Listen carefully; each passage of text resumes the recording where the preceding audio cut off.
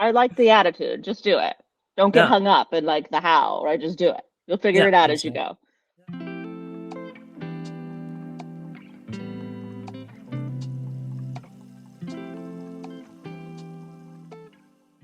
Thank you so much for joining this growth support conversation. I'm Neil, and today I'm joined by Mary Beth, the knowledge goddess over at Knowledge Owl and the chief executive owl. How are you? I'm doing really good. I'm excited to be here. Thanks so much. Today we wanted to dive into creating your first help center, getting it off the board. A little bit of context. I'm going through a big knowledge management shift within my organization right now. So for me, it's like I want to pull as much information as possible and dive in and see where we're going. A few years ago, I created our V1 knowledge base. I was like, okay, we're just going to do it. We're going to build it. We're going to throw all the sections together. We're going to organize it as best as possible. Very lost when I was doing that. And now we're building out V2 and we're organizing it in such a way and trying to really make it go along the customer journey. But I'm really excited to hear from you, your experience, more about Knowledge Owl, where you're coming from. How'd you get into knowledge management? That's a lot, but yes, I'll start with the last one. Is knowledge? I didn't even know knowledge management was a thing. By the way, like my background is in support. Like I used to be a teacher, and then I did a little career shift, and like somehow convinced a software company back in 2009 to give me a job as a support hero. Um, and then somehow found my way, sort of working my way up through leadership, and I ended up taking over like an internal product. It was called Help Gizmo, and it was going to be like a help desk solution for support, which was my jam. Like support's my jam. Like, yeah, I want to help with that product and do that. Didn't quite get off the ground, but we sort of pivoted and started using it for both internal like support team knowledge, and then we started using it for our customers. And then the CEO was like, maybe we could bring this to market.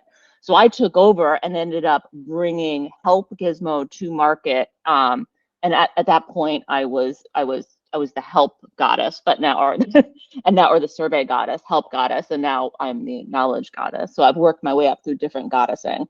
But yeah, so like we decided just to do knowledge base because we were actually at first we were using like WordPress for like a knowledge base, and then we were using the built-in Zendesk knowledge base, and then we started using what is now Knowledge Owl as our knowledge base back at that old company.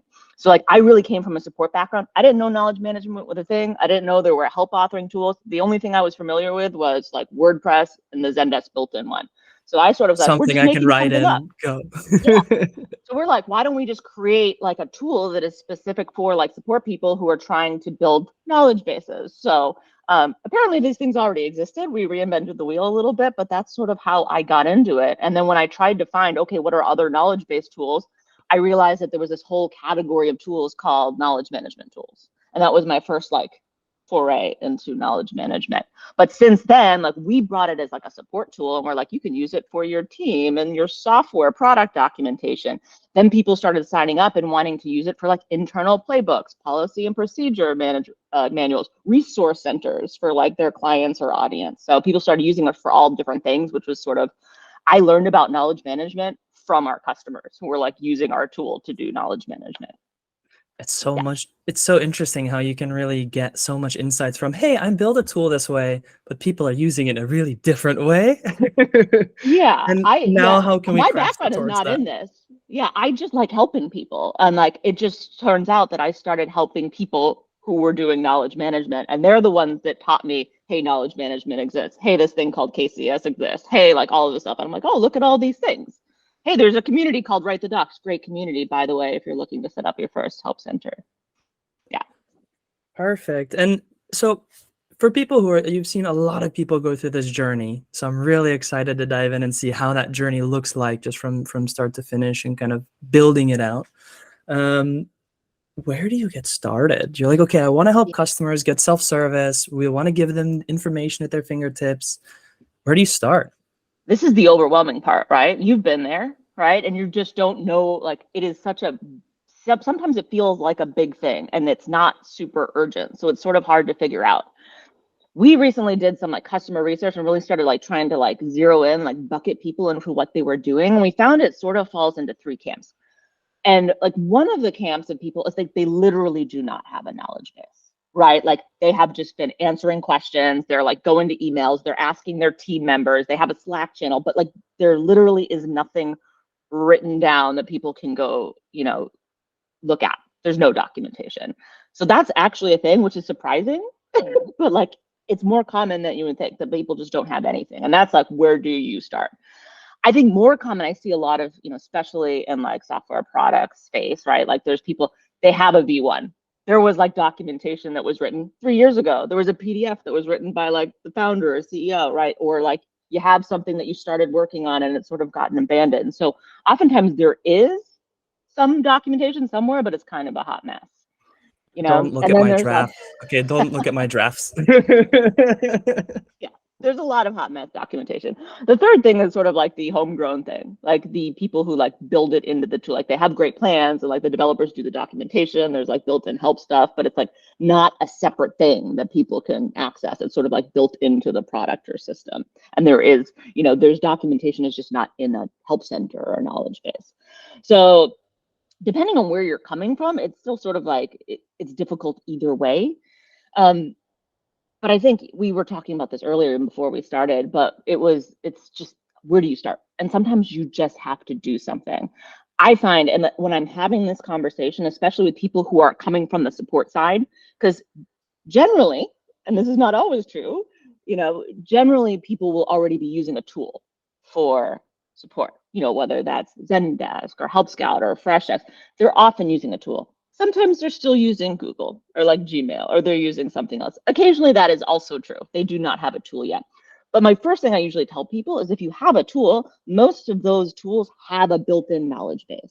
And when you are small and when you're growing a team, don't like having too many tools like is not helpful, right? Like I think that's the joy of some of these like all-in-one solutions, whether it's Zendesk or Freshdesk or Help Scout, is that you can have all of these different components and add them as you're growing and stay in the same ecosystem. And it makes things easier, especially when you're a small team or a team of one trying to build things out and everything plays nicely together. So that's usually the first place I tell people to look, because that's usually the easiest place to get started.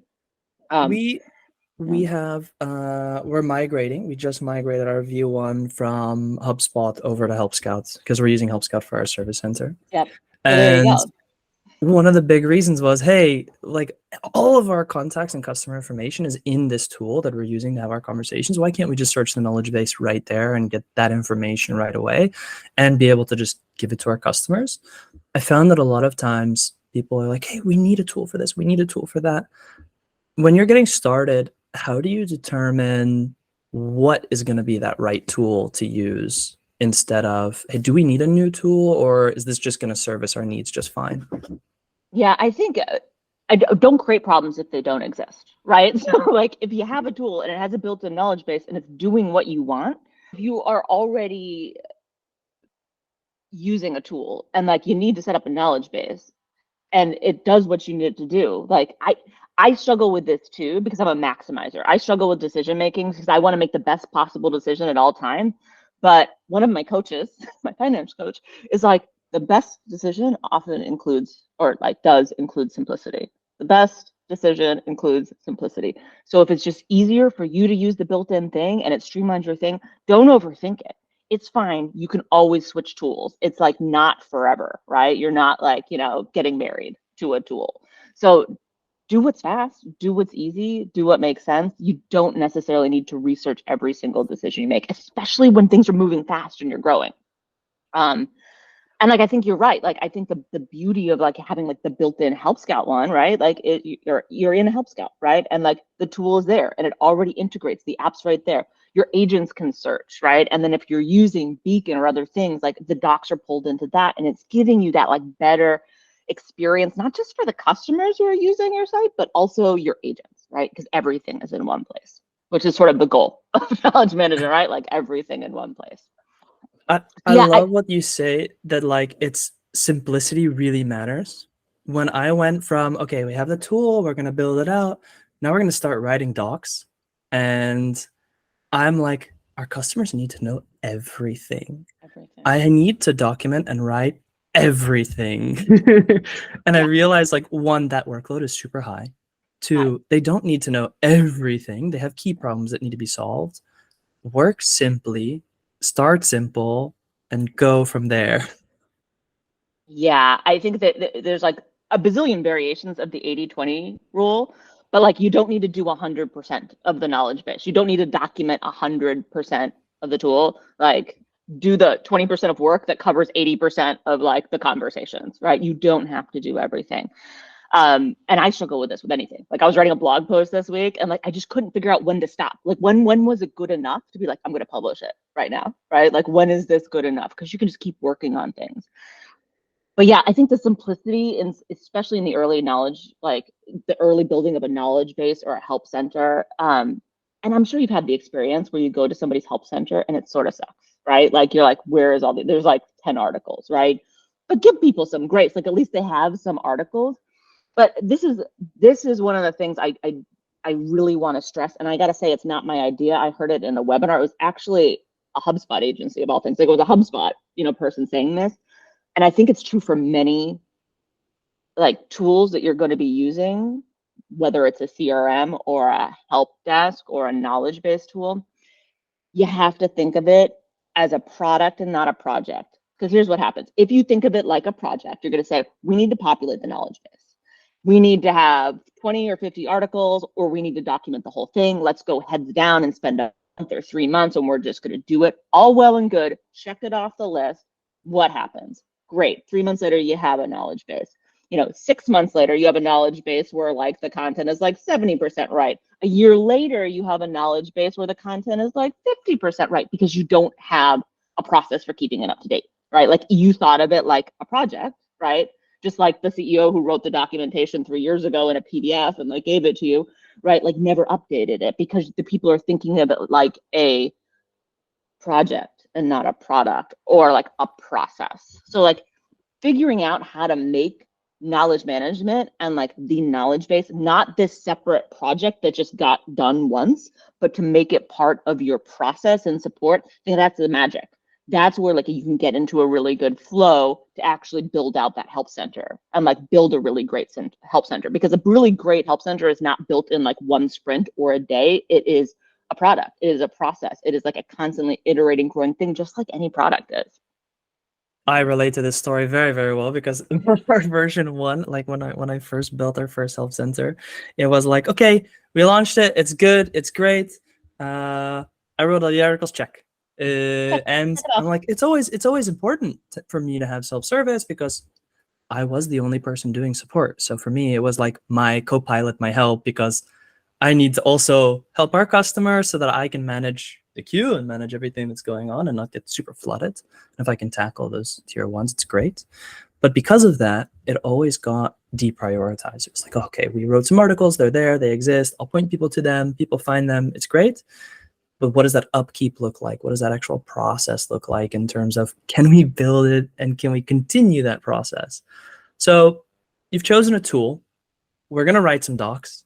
We're going to go 20% of the docs that cover 80% of the conversations. Just going to keep it simple, get it out there. Who maintains it? Who owns that?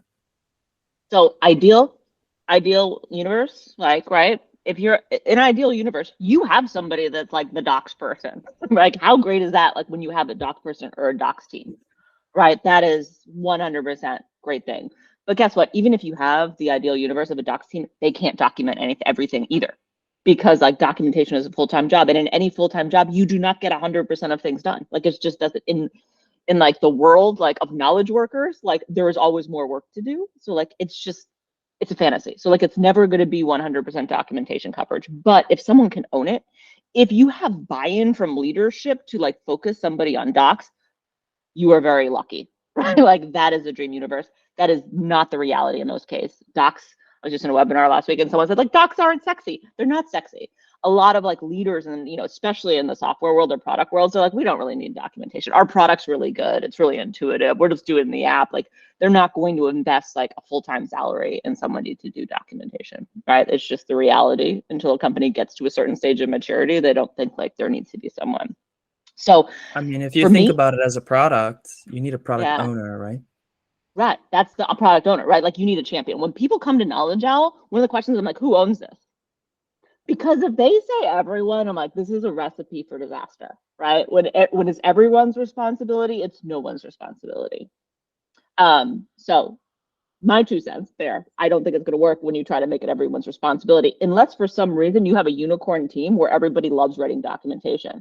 But secret, I hate writing documentation. It is like I work in knowledge management, like I support people in knowledge management. I hate writing docs, right? And like that is like the 100% truth. But here's the benefit. So like strengths lead to weaknesses, and weaknesses sometimes lead to strengths. Because I don't like writing docs, when I hire people to help with support, I look for people who love writing documentation and just want to do that. Because if I hire people like me who just like helping people and like don't mind answering the same question over and over again, because for some reason I don't think to just write it down so that people don't have to keep answering that same question over and over again. Apparently it's not painful enough for me. But I hire people that just really love to do it. So like, even though you might not have budget to hire, somebody to do documentation, if you hire somebody who loves documentation, they might just make it part of their role, right? Somebody who loves and gets their joy and their dopamine hit from being like, I had the support conversation, I wrote a help article and I gave it to that customer. And look, all of these customers are now using that help article and I've prevented all of this support. And somebody that likes that feedback loop, like that is a key hire early on, someone that loves documentation and is not. I'm very much in the one-to-one support. I like helping people. I like chatting with people, and it doesn't create pain for me to like answer the same thing over and over again, or like it hadn't in the past. So like I never, like as an individual, I don't prioritize docs. I just prioritize helping people. Some people have that sort of meta, like they can think about this and like want to help the person and also somehow think about everybody else that might have that problem and be like, I'm going to help all those people too by writing a document about this. So yes, I think hiring somebody who loves docs is like just the key thing. So I yeah, always I look think for it's people support. for internal documentation. I'm always looking for people like during the onboarding process who are like, okay, I'm going to take huge, extensive notes on learning through this process. I'm like, why don't you share those? It's so useful. You're writing it already. It's there. And for support people who look at, hey, I can see that I'm answering this question over and over and over again. So a little bit frustrating. I wish there was an article on it. Hey, why don't you write it? Like it's there. It can help you. You have the power to do that. Yeah, I think, have you heard of just-in-time documentation? Not specifically, no. Have you heard of just-in-time methodology? Yeah. So yeah, so the idea is taking that same concept of just-in-time and applying it to documentation. So in support, you don't like sit there and write all the documentation about your site. You might not, you create your knowledge base, right? Like let's say you don't have any content. Well, like let's not start pointing people to your help center yet. But just in time, when you get a like support request, you say, is somebody else going to have this request ever? If it's likely that it's going to happen again, write it down. And like when you answer, include the link to that. And then you'll see like over time, if you can make that part of your process is say like, I am not going to reply to something without a link to documentation. And yeah, if it's something very truly specific and one-off, yeah, don't write a document. That's never going to happen. But that's rare. Like you think something's not going to happen again, it's going to. And the more painful it was and the longer it took to write out, yeah, it's going to happen again. So like writing it down so you don't have to go back and find the old conversation to answer it 6 months from now can be helpful, but you can start populating it that way. So like it's happening behind the scenes and you'll get to a point where you're like, we've got the good stuff. You can organize it into some basic things. So it actually feels like a resource. And at that point, you can then promote it to folks, right? And say like, hey, we have this help center, but you've been developing it while you're doing support because the support is something you're already doing and it has to keep going. It's just like table stakes, like you're doing support. But if you can build that just-in-time documentation in the process and be putting it into the knowledge base, and then once you get to that critical mass, organize it and then make that knowledge base available, you're good. I love that process. I think it works really well, especially for building it out the first time. Definitely. And you mentioned something specifically like, hey, we've written all these docs, we're starting to get it, we're filling it up. Organization. When you're thinking of organizing your knowledge base to make it findable, searchable, easy to get the answers that you need, there are a lot of ways to organize things. In our first knowledge base, we built it of these are customers, like this is information for our customers who are looking to purchase. This is for our customers. There's a lot of blend in that. So we're going to put billing and payments in its own thing, and we're going to create kind of their own sections. And in our second version, we're now looking at the customer journey. Where are they at in their customer journey? Let's build the base alongside that to where they can go kind of through the path and see, I'm at this stage, I need this information. How do you start defining what is the right way to organize it for your customers?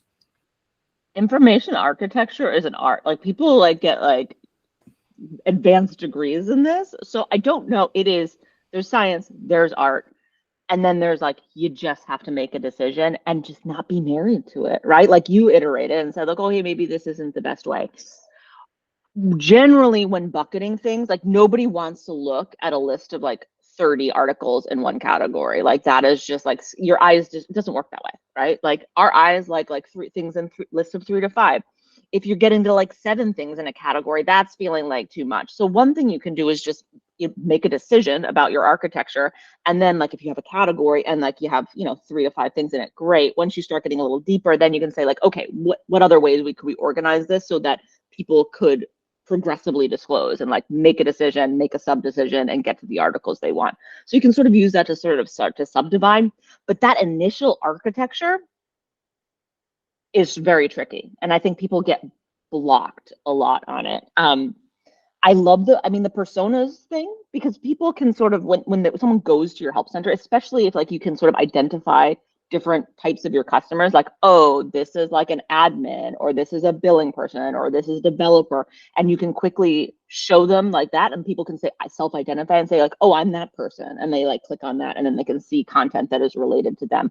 I think personas work really well. Customer journeys working well, but I think it's inside the persona, right? Because like for each thing, like whether it's billing or whatever, there's like billing like to start off and the person like purchasing, and then there's like ongoing billing things. So like there's like journeys within journeys. It can get complicated really quickly, but what I think you're at is like V2. I think everyone needs to start with like the V1 of their architecture and do whatever is the simplest. Really, like don't overthink it, because you're probably going to change it down the line, and you should, based on like what people are doing. Because then you'll get to a point where you have room to breathe and you can say, let's talk to some people about this. Like, let's figure out like what are like the common reasons, or like I'm a big fan of jobs to be done. It's like, what are people going to our help center to accomplish? Like, what are they going to accomplish, and how do we streamline that for them, so that you can sort of really think about it from, the customer experience perspective, and then potentially like reorganize things or create new pathways for people to get to the content faster and to be able to successfully self-serve. But like, you don't get there overnight. Like that is something for absolutely later, is like, you got to figure out V1 of your organization. And sometimes if you only have like 10 articles, sometimes it's just an FAQ section and it's like one thing. You don't have like sections and you add them later. Yeah. Here it is. Here we're going to build it out. We're going to start with just putting some docs in there. We're going to start looking at, hey, what are people actually asking about? What's the most important things for them? And then start to organize it and craft it along those personas and journeys and find what works. But don't be married to it, right? Yeah, it's always going to change. It's going to change. Shift. I've had to do this in my life. I've had to say like, Marybeth, this isn't an important decision. Like make it, any decision is good. Move it along, and then you can always change your mind. Because as long as it's not like a permanent decision, like your organization of your knowledge base, it's going to be okay. Yeah, you can always adjust. You can. We've covered a lot so far. So there's big barriers of getting started. One, huge blocker. How do I even know what to start documenting and getting started with it and starting to organize it? 2, less of a blocker, but choosing the right tool. Maximize your existing tools. If it's not meeting your needs, then yeah, you can always look for a solution that does meet your needs. How do you start to craft what goes in there and who owns the knowledge base? It's a product, not a project. Like maybe the initial building is a project, but it needs to go from project to process, right? Don't abandon it. You need somebody to continue it. Don't put it on the back burner. It deserves to live, right? Mm-hmm. And then, we're starting to build it out, crafting how to categorize and sectionalize your knowledge base. How does Knowledge Owl solve some of these barriers and problems? Good question. So like we make knowledge-based software. So people use us to build knowledge-based websites. So I mean, in terms of like what people use Knowledge All for and like the types of people is people oftentimes like a big part of our customer base are people setting up their very first knowledge base. So like, or they don't have one, or they like, you know, had the built-in one, the old PDF, and they're looking for a quick way to get in there and set up a knowledge base. So, you know, part of like the tool, you know, is, you know, part of the things our customers say about the tool is that it's easy to use. You don't need to be super technical. You don't need to learn like a specific language. You don't need to know HTML. You don't need to know Markdown.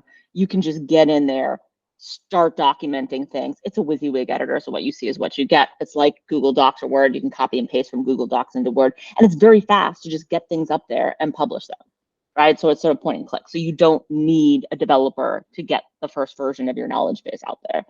So, I mean, part of it is just being easy to use. The other thing, you know, is that, you know, you can organize it whatever way you want in Knowledge Owl. So like our product, you know, with some tools, you can only go like 2 or 3 levels deep, or you have to pay to like organize.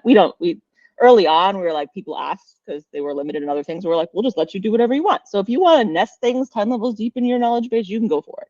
So like there's really no restrictions. So you can sort of organize it whatever way it makes the most sense for you and for your customers. So being able to sort of organize things and then reorganize it any way you want is a big thing. And I think the biggest thing at the end of the day is like, can people find things? So because like what we do is, you know, knowledge-based software, like the 2 big things that people use, like the big features that hopefully just work right out of the box, is that we have a really good search, and you know, that organization, how you structure it, like there are ways for people to see that and explore the knowledge base without it being a black box. Because I'm sure you've had the experience, you go to a site, you go to a help center and it's a search box and you're like, I don't know what to search for. Like, I want to see the categories. I want to explore on my own. I don't know what's in here. And, you know, giving people the tools to actually like explore the knowledge base and see the structure and poke around and see what's available, I think that's a really helpful tool for them. And that's all built in. So, you know, hopefully we make it really easy for you to set up your first knowledge base looking for it.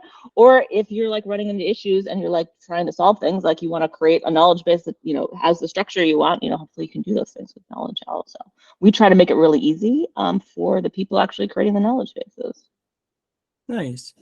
You mentioned something. We have, you know, the most important things are really good search. I myself am a search bar fiend. I always go to the search bar first. Like every single place I go, Google, like anywhere, always search bar. Slack, I never click on the channels or the menu bar. I always use search bar. For tools that don't have very good search, I don't say good search, but make you set up good search manually, like doing SEO within your knowledge base. Or like tagging, like a lot of people come to us and they're like, okay, so like, how do I, you know, tag my articles and make them searchable? I'm like, you don't, they're just automatically indexed. Like, why would you have to do that? Like, we just index it for search. You don't need to teach the search. You don't need to set up search. It just works. Yeah. Yeah. I hope that most searches would work that way. You would think so, but like I hear it from other people and they're like, wow, that's impressive. But I guess people are stuck in certain tools that like train people certain ways. So you come in with like, you know, in your head, like you have to set up search. Yeah. So for those people who do have to set up search, because it can be really tricky doing SEO for somebody who's maybe not a marketer. How are you doing, or what do you recommend for those people to get started with tagging right and kind of setting up search in a way that works? Yeah, that is a really interesting thing, because like there's sort of 2, you know, when you're setting up a help center, many help centers are public. Many companies are like, we don't want our competitors seeing our stuff, so it's a private knowledge base. Less of an issue there, but what I will say, what I do tell people when they want to talk about like, do I need to do this? Do I need to care about this? Even on a private knowledge base, the same things that you would do for SEO, for search engine optimization, for Google, will help your customers. Like, it's just a better experience for your customers, because that's really what like SEO is about, is like trying to help the searchers get the information faster. So if you have a public knowledge base, which I always recommend because it's great for marketing, and you're not a marketer, there are some quick SEO tips. So like, and you don't need to like be an SEO expert. You can use ChatGPT and just like ask it for help. But like, here's the big thing. At the end of the day, like making sure when you like are naming your articles, like be mindful of like what your customers are going to call things, right? Like what your customers are going to be searching for. And that's like really that is like, what are your customers going to be looking for? Because you might have like an obscure feature name and like your customers are not going to get there. If you just use your language and do not like include like the language that your customers actually use in there, which you can find in support tickets. Like it's not too difficult to find it. But like the big things for SEO, like your title tag, if you can do this, and a meta description. So like your meta description is like a summary of your article of like what it's going to help. And like when like search engines crawl the web, they're like going to look for your title tag, which is like what you think the, it's what's in the browser tab, but that's like what, search thinks your article is about, and your meta description, which is a summary. And that stuff gets indexed and is really used, but like making sure like in your content, that you're using like the keywords that your customers use. You can set up Google Search Console for free, right? Like it's just a tool you can use. You can put it into your help site and you can use it to monitor what are people searching for, and like when they're getting to my knowledge base, what articles are they getting to? So you can get visibility into what people might be searching for to get to your knowledge base. I don't think it's a thing to stress about too much, but it is something to be mindful of. So if it is a public knowledge base and your tool has built-in features for SEO, just make it part of your process. Because here's the thing: is it's easy when you're starting out to make sure when you create an article, make sure you look at your title tag, make sure you add a meta description. There's some things to do for like just accessibility and help, like your screenshots, make sure they have alt tags on them. Like there are some things you can do just to like make things nicer, make sure your URLs sort of match your article, right? That you're not like using just an obscure URL with numbers in it that doesn't mean anything, because that's also meaningful to people in search engines. So you can build that sort of SEO work into your process. And like, if you look for like knowledge-based SEO, tons of great articles out there. And it's not complicated, but what is complicated is if you don't pay attention to it at the beginning, and then you have 100 or 300 or 700 articles, and they're like, now it's time to do SEO. Now you have a big project on your hand to update a lot of articles and optimize them for SEO. So you mentioned something as well, which is asking you really need an important title. So I have a question. Yeah. Titles as statements or titles as questions? There's sort of like different camps here. There's also the people that do gerund, do you do not gerund, do you put the ing on your words or not? Like setting up your knowledge base, set up your knowledge. I mean, you can go and find a whole bunch of great debates on this in different like tech writer forums. I think simple, I'm gonna go with simple is better. I like having it as short as possible. Like we're all overwhelmed with information all the time. So like adding how do I before like everything or blah, blah, blah, like that in the titles itself, like I'm not a fan, because like when I like do a search or whatever, like I don't want a whole C, because like you read from left to right, and if you start with the question, whatever is at the beginning of the title is sort of a throwaway. So like how do I, or what is, or blah, blah, blah. They're looking for that keyword. So like if that keyword, and this is just good for SEO too, like we're getting in the weeds about this, but like if that word is closer to like the beginning of the title, people see it faster, right? Like they're looking for setup, like how do I, they're not looking for how do I, they're looking for setup, right? They're looking for like billing, or like, change billing information. The closer to the beginning of the title, your sort of like keyword or like the big thing it's about is the better. So I'm a fan of that. Inside the content, I like the questions, because here's the thing: a good search and Google search will pull in those questions, so it will match what people are looking for. So people can say, oh, I did have that question about it. So I think questions are great inside the content. I love going to help articles where like I'm on a topic and then I get down and then I see like the frequently asked questions in it. And I'm like, oh, that's my question. And I'm learning about the topic and there's my question. I like the questions inside the articles. I like the title of the article to be straight and to the point. I love it. I love it. I love how you're immediately like, this is a really controversial topic. It is. Oh my, yes. I mean, this is things I didn't know. However many years I've been doing this for a while, talking about knowledge bases. Like it's going on almost 10 years now. Like it's like I read like all day, every day. I'm like diving into the world of technical writers and the level of detail, like the things that technical writers think about. It's fascinating, and I love the debates that go on. It's very fun.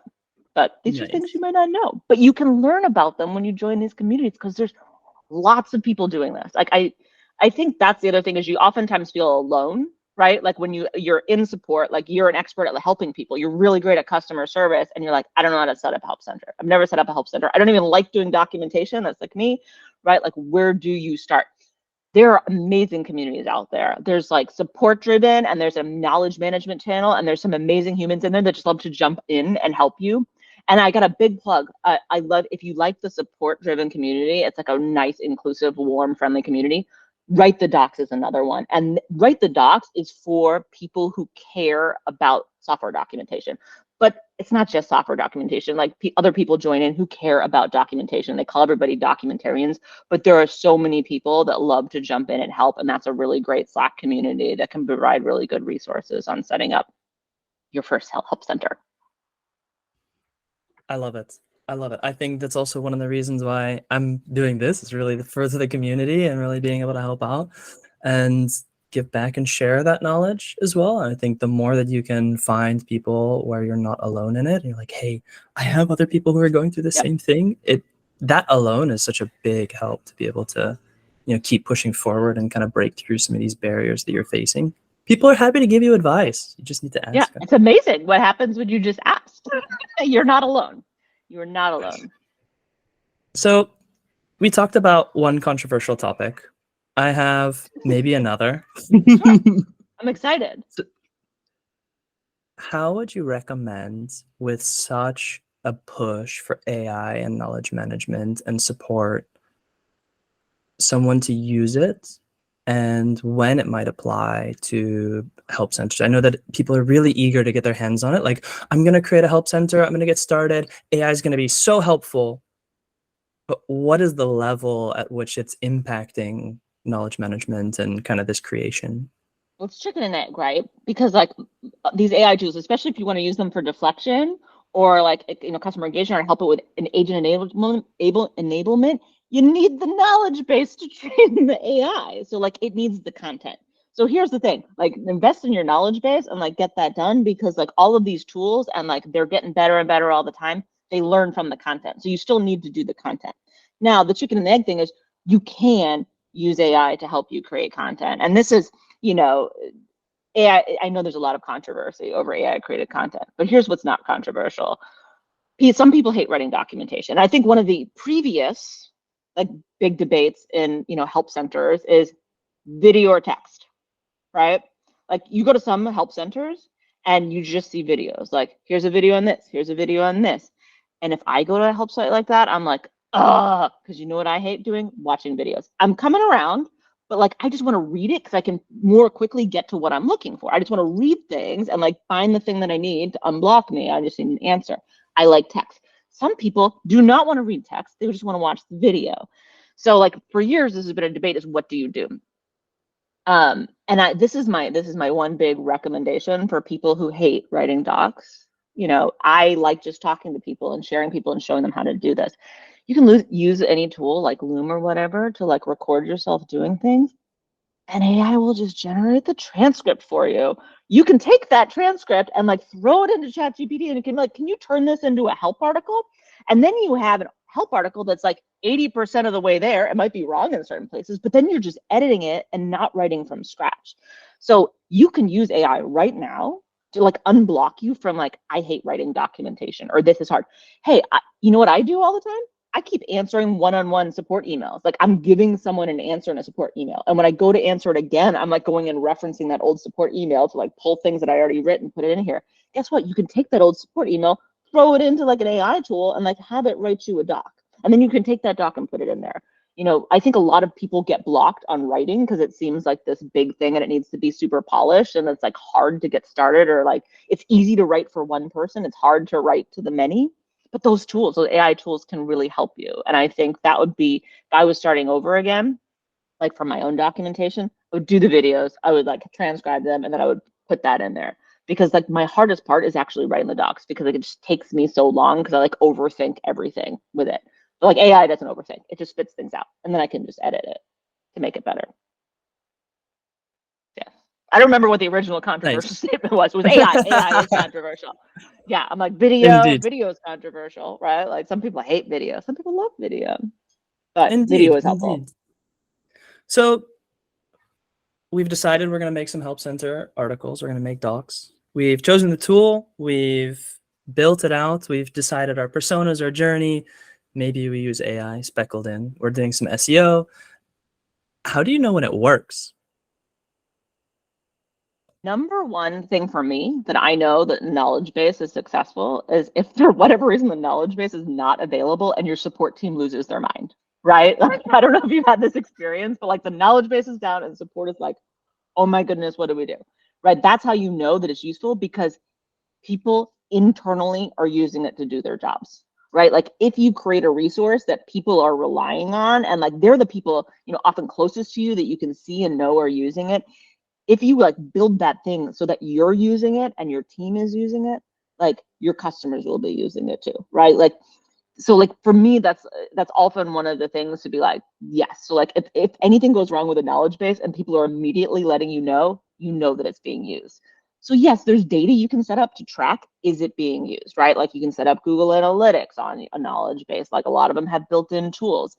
And I think a big thing, and a lot of analytics tools will do this, it's not just like, just like overall views, but those returning visitors, right?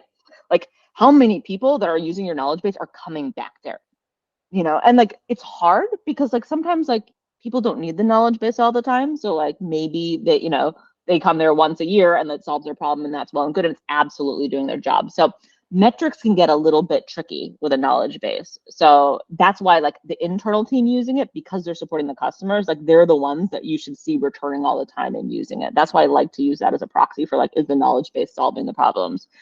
The other really useful thing I would love to set up very early on, especially if you're in the setting up your first knowledge base thing, is I love the graph of here's how many customers we have, here's how many support requests we have, here's how many knowledge articles we have. So like I love seeing that over time, because what your goal is with self-service is you want to scale your number of customers without scaling how much support you're getting, right? So like, and like figuring out like where your docs are in there. So like it's often just times those two metrics is like how many support requests are you getting, how many customers do you have, what's that ratio, and can you keep it low, right, with your self-service stuff, like in those knowledge, because like that's something that's like an end metric you can look at to see if it's solving We problems. almost want it to plateau a little bit, right? Like our Yeah, customer and base they is just growing, wait. our support requests are plateauing. Yeah.